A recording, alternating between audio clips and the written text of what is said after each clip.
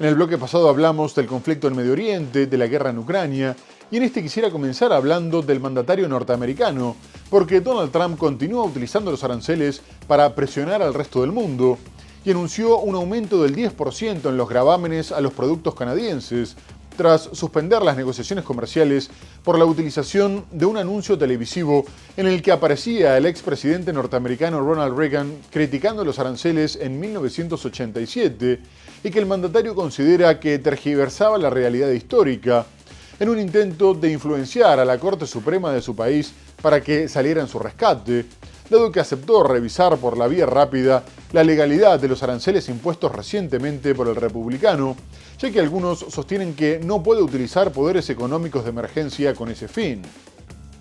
Trump dijo que el anuncio promovido por el gobierno provincial de Ontario se tendría que haber retirado por fraudulento, y sin embargo lo volvieron a pasar durante el torneo de béisbol de Estados Unidos, por lo que lo consideraba como un acto hostil, y agregó que Reagan amaba los aranceles por motivos económicos y de seguridad nacional. Además afirmó que se defenderían de los altos y autoritarios aranceles de su vecino del norte, y destacó que incluso la Fundación Reagan había denunciado la utilización de audio y video selectivo sin permiso para editarlos, por lo que estaban revisando sus opciones legales. A su vez, el primer ministro canadiense Mark Carney respondió sosteniendo que los cambios en la política comercial de Estados Unidos los obligaban a cambiar la estrategia económica de forma radical, aunque seguían dispuestos a reabrir las negociaciones en cualquier momento, porque beneficiaría a los trabajadores de ambos países. Cambio de postura de Donald Trump respecto a Canadá. Furioso por una campaña publicitaria en ese país contra el aumento de aranceles, el presidente de Estados Unidos cortó abruptamente las negociaciones comerciales con su vecino. Según Trump, el anuncio busca interferir en la decisión de la Corte Suprema de Estados Unidos, que tiene que pronunciarse sobre sus aranceles globales. La decisión del mandatario ocurre pocas semanas después de una reunión cordial el 7 de octubre en la Casa Blanca con el primer ministro canadiense Mark Carney. El viernes Carney intentó aquietar las aguas y dijo que las conversaciones bilaterales habían mostrado avances. Estamos listos para retomar ese progreso y construir sobre ese progreso cuando los estadounidenses estén listos para tener esas discusiones, porque será en beneficio de los trabajadores en Estados Unidos, los trabajadores en Canadá y las familias en ambos países.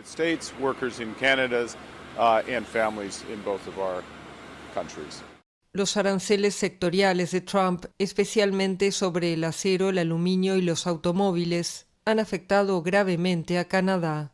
Pero por ahora ambos países siguen formando parte del TMEC, el tratado comercial entre México, Estados Unidos y Canadá, que garantiza que cerca del 85% del comercio transfronterizo en ambas direcciones siga estando libre de aranceles. Mientras en México, la presidenta Claudia Sheinbaum aseguró el viernes que su país va muy adelantado en las negociaciones comerciales con Estados Unidos. Por otra parte, el presidente brasileño Luis Inácio Lula da Silva se reunió con Donald Trump en Malasia, donde coincidieron por la cumbre de la Asociación de Naciones del Sudeste Asiático, tras un reciente acercamiento que impulsó negociaciones comerciales, con el fin de que Washington levantara los aranceles de hasta el 50%, que impuso como represalia por el juicio y la condena por golpe de Estado contra el exmandatario Jair Bolsonaro.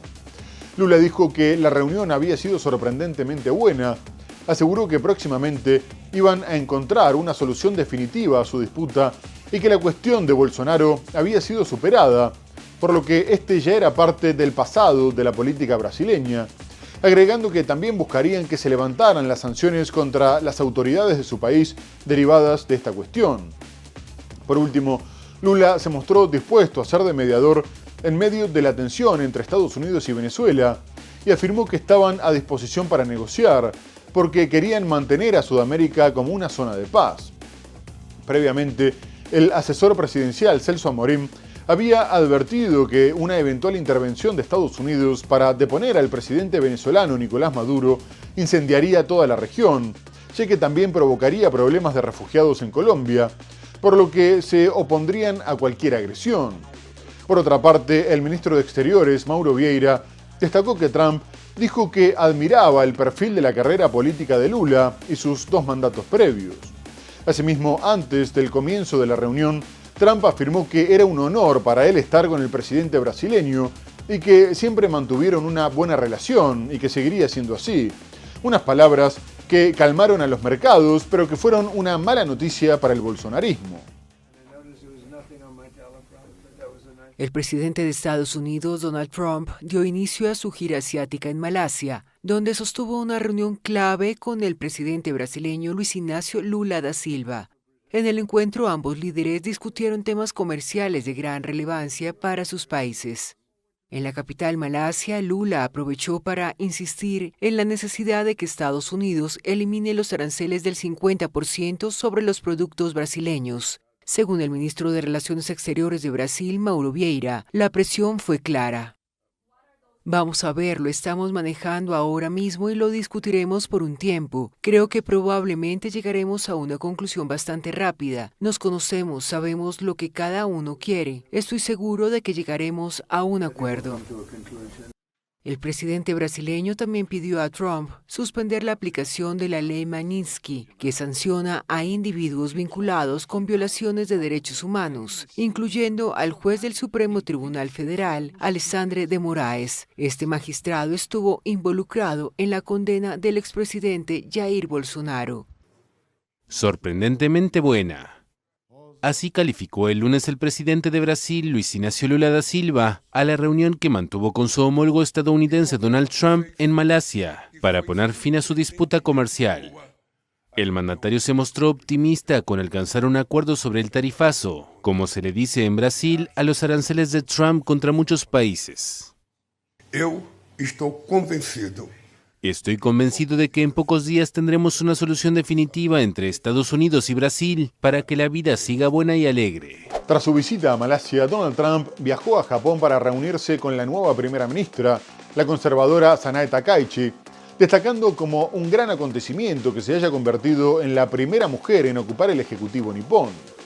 El mandatario norteamericano afirmó que ayudaría a Japón en cualquier cosa que necesitara, porque eran un aliado al más fuerte nivel, y ambos se comprometieron a llevar su alianza a una nueva era dorada. En el documento que firmaron se incluye la creación de un fondo de 550.000 millones de dólares para invertir en Estados Unidos, como en el desarrollo de materiales estratégicos esenciales para tecnologías avanzadas, y se confirmó un arancel del 15% a los productos japoneses, lo que ya generó una caída del 24% en las exportaciones de autos japoneses a Estados Unidos.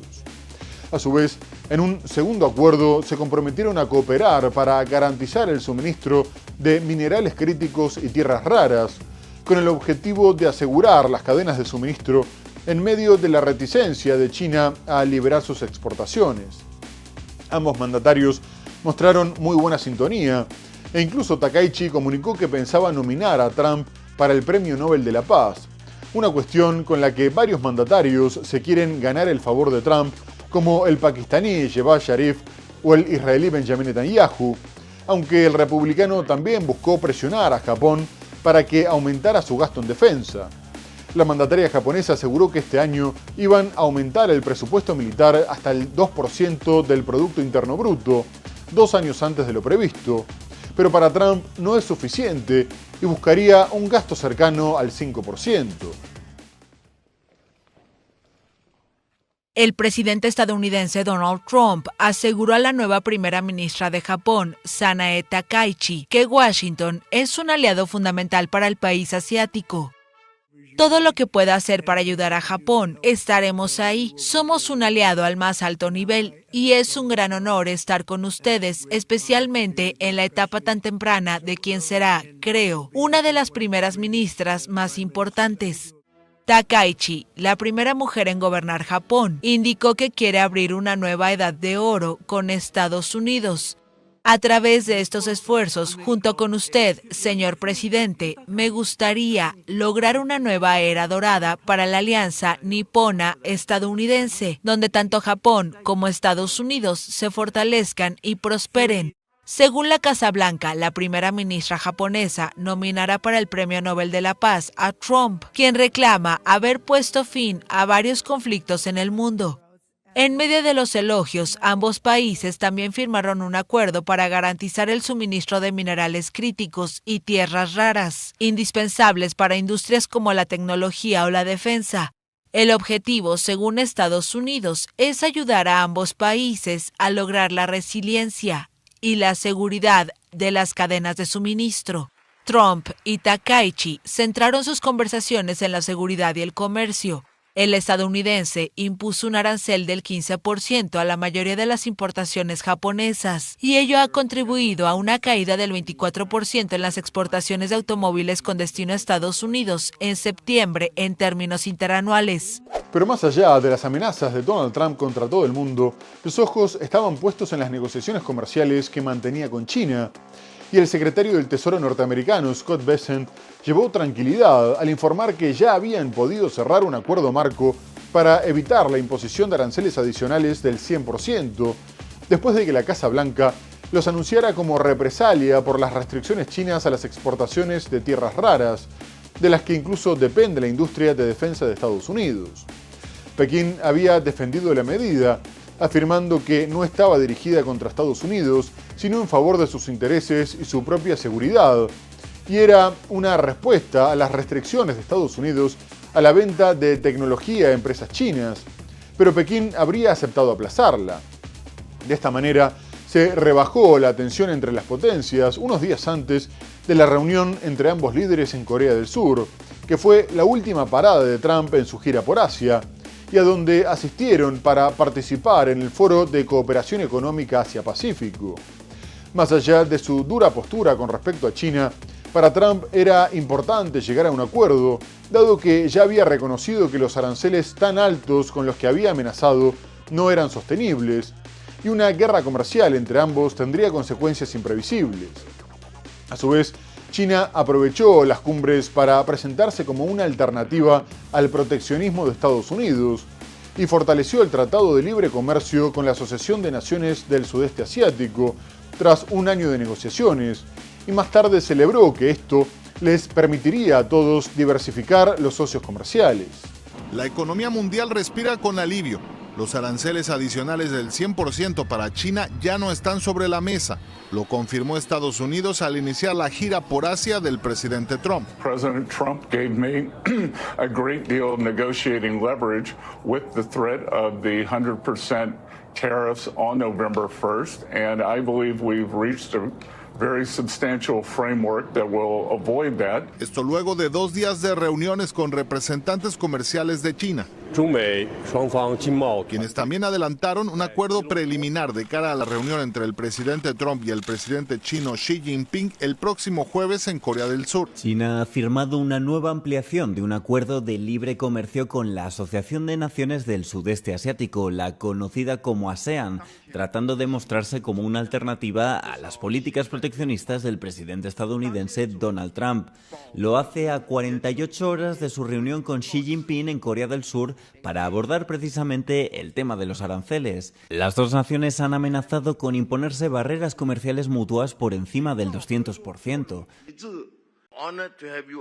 Lee ha subrayado la confianza mutua entre China y los miembros de la ASEAN, que comprende a Brunei, Camboya, Timor Oriental, Indonesia, Laos, Malasia, Myanmar, Filipinas, Singapur, Tailandia y Vietnam, a quienes ha calificado de buenos vecinos y hermanos cercanos en geografía, cultura y sentimiento.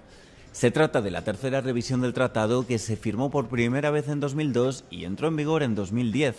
Esta zona de libre comercio abarca un mercado combinado de más de 2.000 millones de personas, con un flujo comercial que ha pasado de 200.000 millones de euros en 2010 a cuadruplicarse, con 860.000 millones durante el año pasado.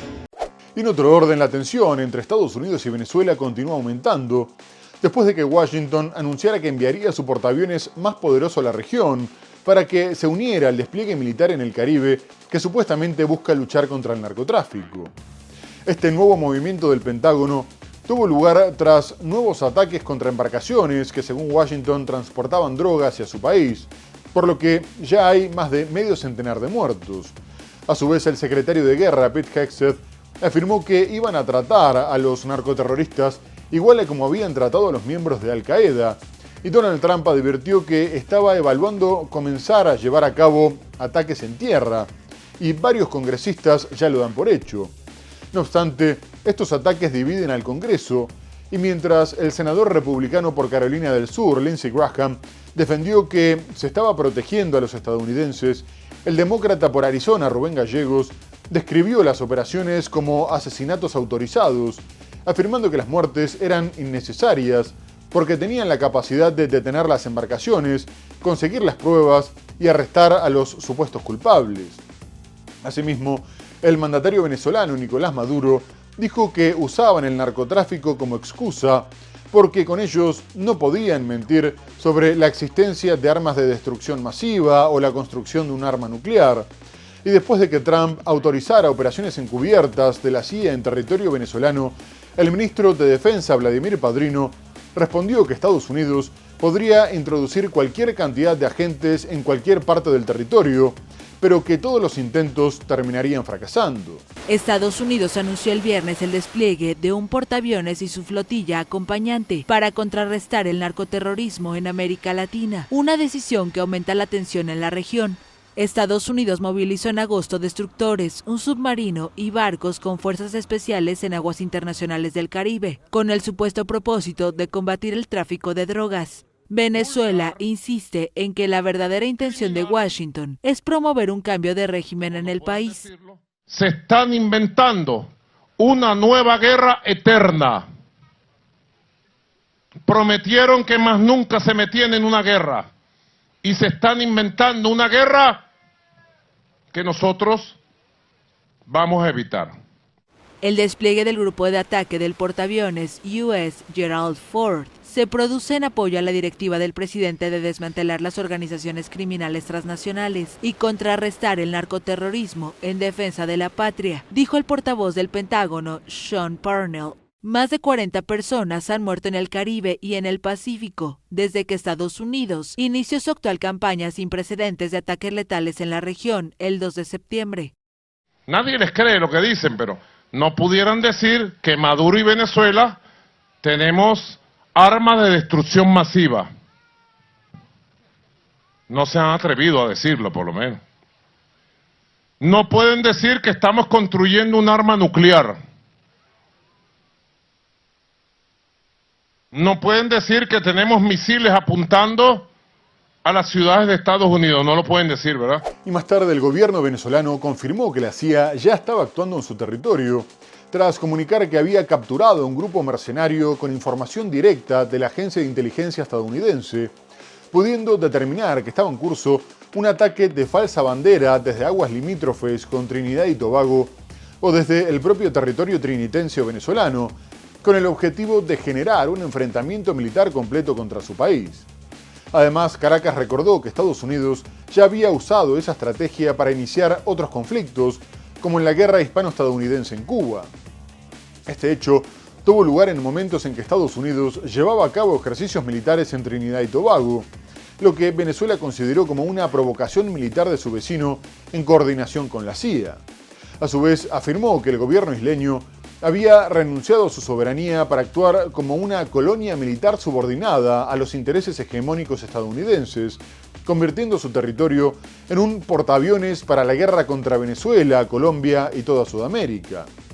Asimismo, lamentó que la decisión de someterse a Estados Unidos se haya tomado a pesar de que pescadores inocentes de su país también habían sido víctimas de las ejecuciones extrajudiciales norteamericanas en el Caribe, y comunicó que no aceptaban amenazas de ningún gobierno vasallo de Estados Unidos y que no serían intimidados por ejercicios militares ni gritos de guerra.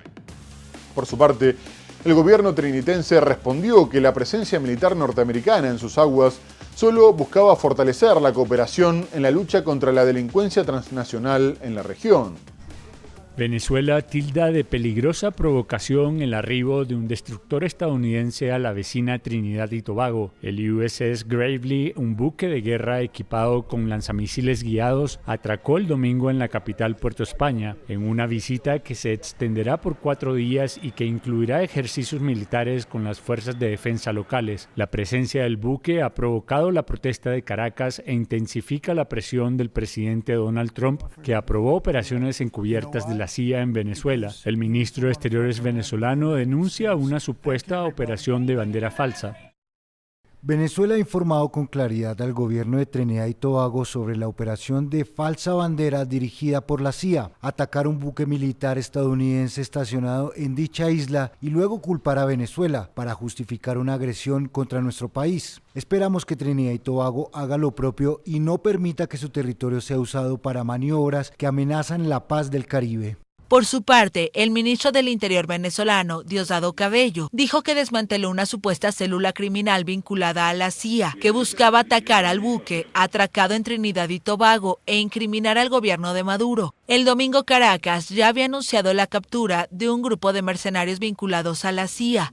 Incluso antes de los ejercicios conjuntos con Estados Unidos, el gobierno de Venezuela ya consideraba que la mandataria trinitense Kamla Persad-Bissessar, que ya fue considerada persona non grata por Caracas, había adoptado una política hostil hacia su país, al apoyar la estrategia de Donald Trump tanto en materia migratoria como de seguridad. Y poco después, la vicepresidenta venezolana, Delcy Rodríguez, que también es ministra de Energía y Petróleo, informó que habían suspendido todos los acuerdos energéticos con Trinidad y Tobago, lo que más tarde fue confirmado por el presidente Nicolás Maduro, que recordó que el acuerdo se había firmado en el 2015 como muestra de solidaridad, en un momento en el que el país vecino se había quedado sin gas. El acuerdo, que contemplaba el desarrollo de infraestructuras para la explotación de gas en los yacimientos compartidos por ambos países, tenía en principio una vigencia de 10 años, pero se había renovado de forma automática por otros 5 años en febrero pasado. Sin embargo, poco después del anuncio, el gobierno trinitense aseguró que el futuro del país no dependía de Venezuela y nunca lo había hecho, y que tenían planes y proyectos para impulsar su economía. A su vez, Bissessar agregó que Trinidad no era susceptible a ningún chantaje político y comunicó que iba a extender el estado de emergencia vigente desde el pasado julio para combatir la violencia de las pandillas. No obstante, aclaró que valoraba la relación con Caracas y que no tenían intención de llevar a cabo ninguna confrontación, aunque no se refirió a la supuesta amenaza de ataques de falsa bandera. Hemos mantenido este acuerdo energético. El presidente de Venezuela, Nicolás Maduro, informó el lunes que suspende un acuerdo de gas con Trinidad y Tobago tras ejercicios militares de ese país con Estados Unidos. He aprobado la medida cautelar de suspensión inmediata de todos los efectos del acuerdo energético y de todo lo convenido en esa materia. Es una medida cautelar a la cual tengo potestad como presidente y he aprobado y he firmado. Suspendido todo. Antes, la vicepresidenta Delcy Rodríguez, que encabeza el Ministerio de Hidrocarburos, señaló que junto a la estatal PDVSA recomendaron a Maduro romper un acuerdo suscrito en 2015 para que entren en suspensión todos los acuerdos gasíferos y culpó a la primera ministra de Trinidad y Tobago, Kamla Persad-Bissessar, quien acogió al buque estadounidense US Gravely para ejercicios conjuntos. La primera ministra trinitense escribió en un mensaje de texto que su país no es susceptible a ningún chantaje por parte de los venezolanos en busca de apoyo político y que su futuro no depende de Venezuela porque jamás ha sido así. El US Gravely estará en Trinidad y Tobago hasta el 30 de octubre, en medio de operaciones antinarcóticos en el Caribe que Maduro asegura buscan su derrocamiento. Es una de las embarcaciones que el presidente estadounidense Donald Trump movilizó al Caribe y a la que se le sumará en los próximos días el portaaviones US Gerald R. Ford, el más grande del mundo. Asimismo, se dio a conocer un intento fallido de la CIA para reclutar al piloto de Nicolás Maduro, recordándole que Estados Unidos había aumentado la recompensa por la captura del mandatario de 25 a 50 millones de dólares, por lo que pretendían que desviara la aeronave disimuladamente y la aterrizara donde pudieran arrestarlo. El agente norteamericano llegó a tener una reunión clandestina con el piloto, y siguieron en contacto a través de mensajes cifrados, aunque estos intentos quedaron en la nada. Y la postura más agresiva de Estados Unidos también aumentó la tensión entre el gobierno venezolano y la oposición, dado que no son pocos los líderes derechistas que se pronunciaron a favor de la intervención armada en el Caribe, a pesar de las condenas internacionales que aseguran que viola el derecho internacional. Y uno de estos fue Leopoldo López, que aseguró desde su exilio en España que apoyaba la ofensiva contra el supuesto cártel de los soles y que Estados Unidos tenía que comenzar a apuntar contra objetivos dentro del territorio nacional. Y poco más tarde el presidente venezolano comunicó que le había solicitado al Tribunal Supremo de Justicia que le retirara la nacionalidad, afirmando que era un criminal que llamaba a la intervención militar extranjera, por lo que violaba el artículo 130 de la Constitución, que obligaba a honrar y defender a la patria. Además, Maduro destacó que López promovía permanentemente el bloqueo económico y buscaba socavar la independencia nacional en complicidad con los enemigos del país. El opositor había sido condenado por incitar a la violencia contra el gobierno y posteriormente participó en un fallido alzamiento militar. Nicolás Maduro pide despojar de la nacionalidad venezolana a Leopoldo López. Este sábado, miembros del Ejecutivo de Caracas publicaron un documento en el que exhortan a la justicia de su país para actuar de oficio contra el opositor por apoyar una posible invasión de Estados Unidos. El día de ayer, el presidente de la República, Nicolás Maduro, presentó un recurso ante el Tribunal Supremo de Justicia para retirar la nacionalidad a Leopoldo López, de conformidad con el artículo 130 de la Constitución de la República Bolivariana de Venezuela y la Ley Orgánica Libertador Simón Bolívar, en razón de su grotesco, criminal e ilegal llamado a la invasión militar de Venezuela, la promoción permanente del bloqueo económico, así como el llamado a asesinar masivamente a los venezolanos en complicidad con gobiernos y enemigos extranjeros. Desde el exilio, López repudió el pedido de la administración chavista y precisó que está de acuerdo con una intervención norteamericana contra el denominado Cártel de los Soles. Reitero lo que enfureció al narcodictador. Primero, si estoy de acuerdo con el despliegue de los Estados Unidos en contra del Cártel de los Soles, una organización criminal que ha infiltrado todas las estructuras del Estado y que por años ha saqueado y oprimido a nuestro país. Tras ser un férreo opositor a los gobiernos de Chávez y Maduro, el antiguo alcalde de la ciudad de Chacao fue condenado a 14 años de cárcel, pena que cumplió parcialmente entre centros de reclusión y arrestos domiciliarios, a raíz de ser condenado por delitos relacionados con la instigación contra el Estado venezolano. Sin embargo, en 2020, López salió de Venezuela de forma clandestina para recibir asilo político en España. Y tras el anuncio de nuevos ataques de Estados Unidos contra lanchas del narcotráfico en la región, el mandatario colombiano Gustavo Petro volvió a acusar a Donald Trump de ordenar ejecuciones extrajudiciales con un uso desproporcionado de la fuerza, lo que era castigado por el derecho internacional humanitario. A su vez, Petro aseguró que con sus operaciones, Estados Unidos no solo pretendía quedarse con el petróleo venezolano, sino también incidir en las elecciones presidenciales de Colombia, que tendrán lugar el próximo año. Por su parte, el mandatario norteamericano dijo que Petro era un matón que estaba involucrado en la fabricación de muchas drogas y le impuso sanciones a su par colombiano, a su mujer, Verónica Alcocer, a su hijo, Nicolás Petro, y al ministro del Interior, Armando Benedetti, incluyéndolos en la lista de la Oficina de Control de Activos Extranjeros del Departamento del Tesoro, por considerarlos como una amenaza a la seguridad nacional, a la política exterior y a la economía norteamericana, al tiempo que también asegura que Petro se alió con lo que denomina como el régimen narcoterrorista de Nicolás Maduro en Venezuela. Washington no mostró pruebas de las acusaciones contra Petro, pero el secretario del Tesoro, Scott Bessent, afirmó que la producción de cocaína había aumentado desde que había llegado al poder y que solo en el 2023 se había disparado un 53%, mientras que el presidente colombiano destaca que también las incautaciones se encuentran en cifras récord. Poco más tarde, Petro respondió asegurando que el gobierno norteamericano había elegido a la mafia como aliada, atacando al que la combatía, y agregó que la excusa de la lucha contra las drogas era en realidad un programa de control colonial sobre América Latina. ¡Desobedezcan! Estados Unidos anunció el viernes sanciones financieras contra el presidente colombiano Gustavo Petro por no combatir el narcotráfico.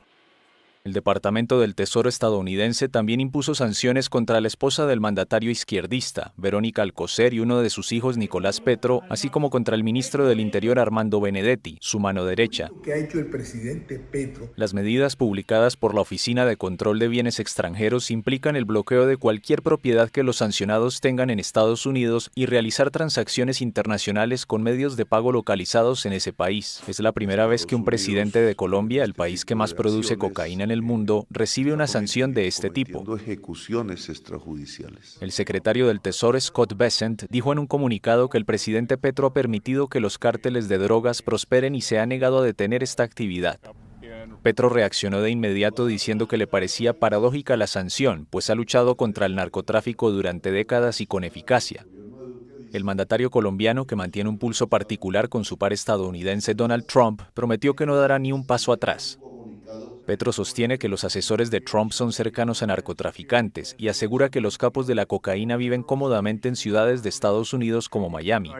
El mandatario colombiano se opone además a los ataques de Washington contra supuestas lanchas narcotraficantes en el Caribe y el Pacífico, que hasta el momento dejan una cuarentena de muertos. Sin aportar pruebas, Trump acusó a Petro de ser un líder del narcotráfico y anunció el fin de la ayuda económica a Colombia en represalia al alto nivel de producción de droga en el país sudamericano. Y vamos a terminar en Brasil, específicamente en Río de Janeiro, donde se llevó a cabo el operativo policial más sangriento de la historia de la ciudad, en el que murieron más de 60 personas y hubo 81 arrestados, aunque varios sospechosos pudieron escapar. La acción se realizó contra el Comando Vermelho, la organización criminal más poderosa del país, tras un año de investigaciones, y participaron 2.500 efectivos de la Policía Civil y Militar, 32 vehículos blindados, 2 helicópteros y varios drones, mientras que los delincuentes los atacaron con drones armados con explosivos. Posteriormente, las autoridades comunicaron que por lo menos 4 policías habían perdido la vida, mientras que el resto de los fallecidos eran narcotraficantes que se enfrentaron a los agentes del Comando de Operaciones Especiales. Además, se informó que entre los detenidos se encontraba uno de los líderes regionales y el operador financiero del grupo, al tiempo que se incautaron 77 armas de fuego. Asimismo, tuvo lugar un cruce entre las autoridades locales y las federales, dado que el gobernador, Claudio Castro, aseguró que habían tenido que luchar solos contra los narcoterroristas, dado que el gobierno federal no los había respaldado ni con efectivos ni con blindados, lo que fue desmentido por el ministro de Justicia, Ricardo Lewandowski, que respondió que había brindado todo el apoyo que le habían solicitado, y recordó que las tropas federales se encontraban desplegadas desde el 2023. Este fue el operativo más importante desde el 2010, pero en lo que va del año ya hubo alrededor de 180 solo en Río de Janeiro, en los que se decomisaron 10 toneladas de droga y 190 armas. Una mega operación contra el narcotráfico en Río de Janeiro se convirtió el martes en la más letal de la historia de la ciudad.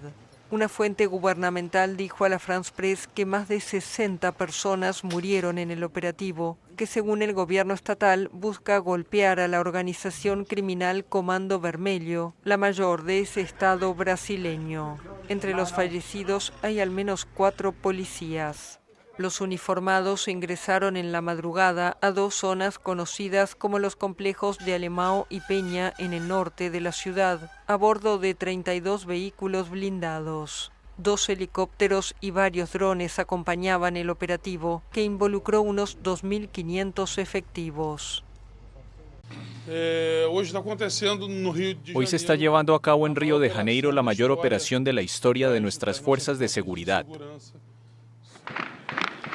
Las operaciones policiales contra el crimen organizado son frecuentes en las barriadas de Río, donde la policía suele enfrentarse a tiros con narcotraficantes y la población sufre en medio del fuego cruzado. Especialistas y organizaciones de derechos humanos critican este tipo de abordaje, alegando que tiene una baja eficacia contra las organizaciones criminales. La Corte Suprema de Brasil impuso en 2020 algunas restricciones a estos operativos en las favelas, como limitar el uso de helicópteros y las acciones en áreas próximas a escuelas o centros de salud. Pero esas medidas fueron levantadas este año por decisión del Supremo. Muy bien amigos, se nos ha terminado el programa. Hemos hablado del conflicto en Medio Oriente, con las nuevas violaciones del alto al fuego en la Franja de Gaza, Abordamos otras cuestiones como la guerra en Ucrania, la gira por Asia de Donald Trump, las tensiones entre Estados Unidos y Venezuela, pero lo tenemos que dejar hasta el próximo programa. Muchas gracias por habernos acompañado y hasta entonces.